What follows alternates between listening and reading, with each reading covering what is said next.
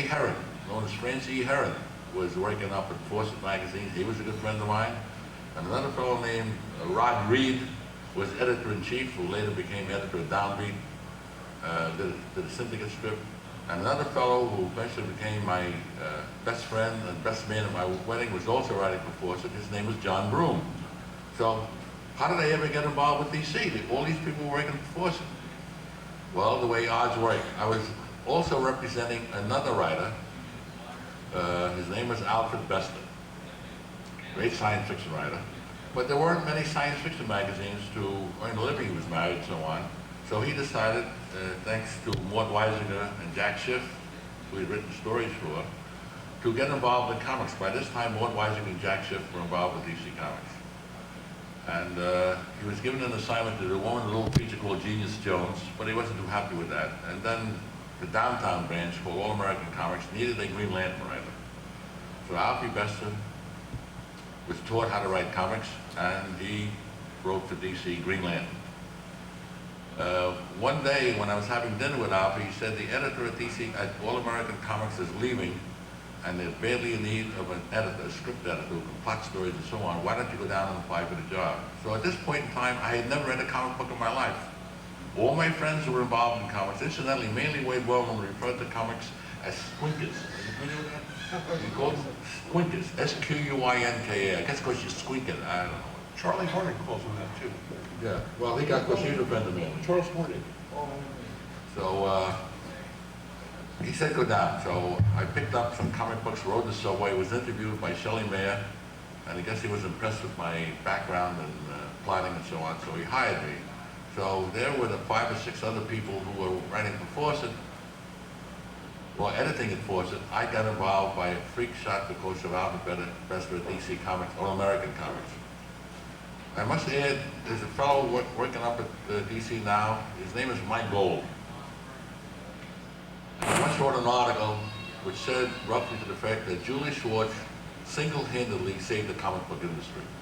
And he went on to explain that when I revitalized the superheroes that created the Silver Age, if I hadn't done that, he claims, comics would have died altogether.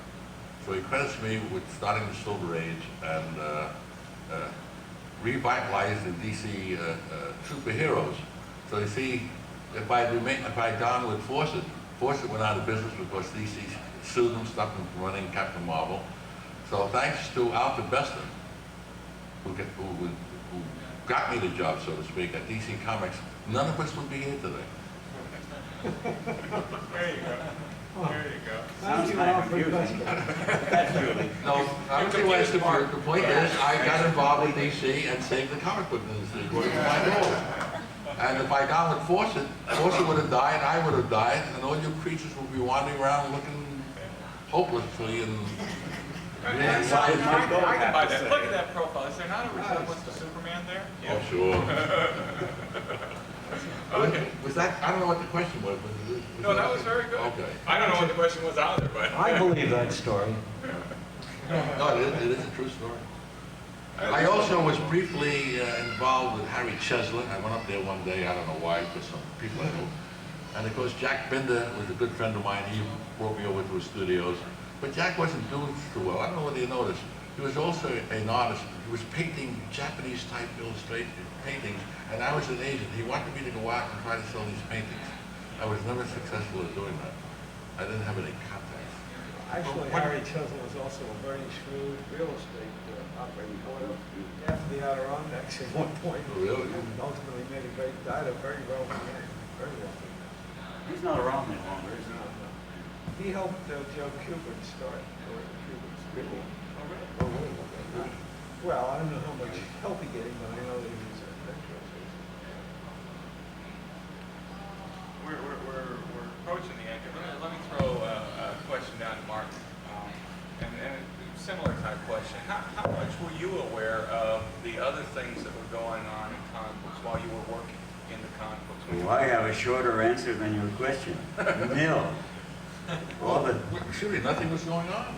Nothing was going on. Oh, thanks, Larry. No, I was the editor. You didn't know. I received no fan mail whatsoever. We received no fan mail. I did once get a letter. This will be of interest to certain people. I got from an 8-year-old kid saying he liked all American comics, and someday when he grew up, he was going to be a writer. And I wrote him back, this fellow claims, this 8-year-old kid, a strongly encouraging letter, which started him on his career. And that 8-year-old kid was Harlan Ellison. So you're to blame for that. Oh,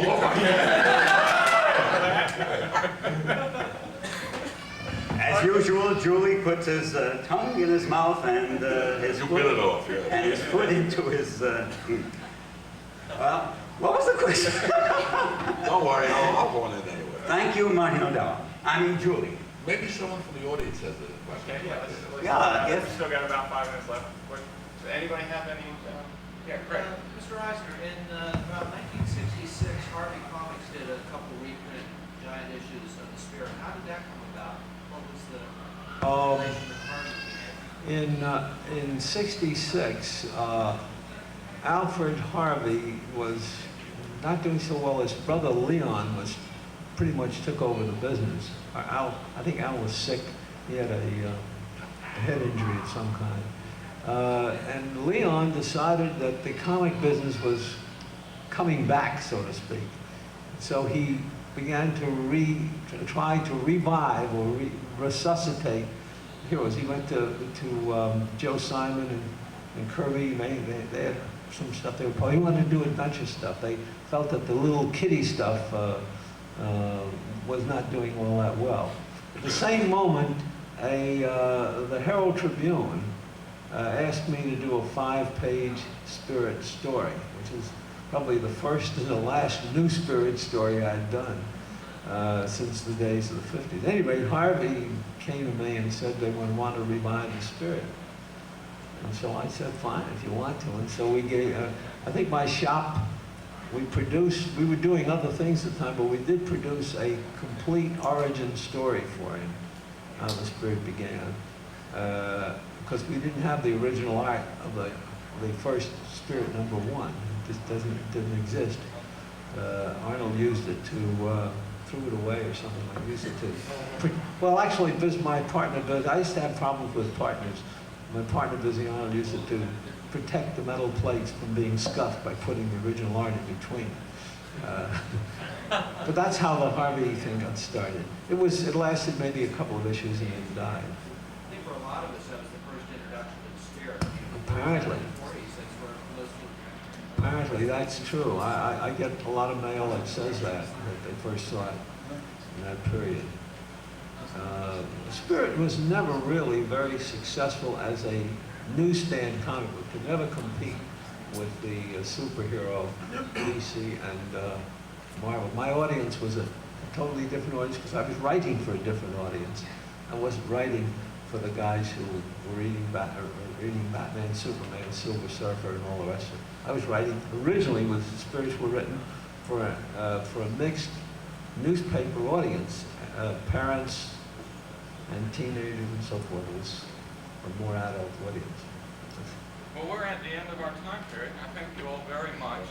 Thank you for Let's attending. thank Mark there, too, for sitting in. Appreciate Yeah, that. that's very He's a good. good moderator.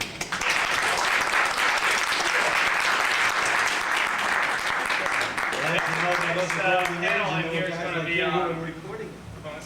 new comics writing, and we'll start that up in a few minutes. You're going to grab these guys? Yeah.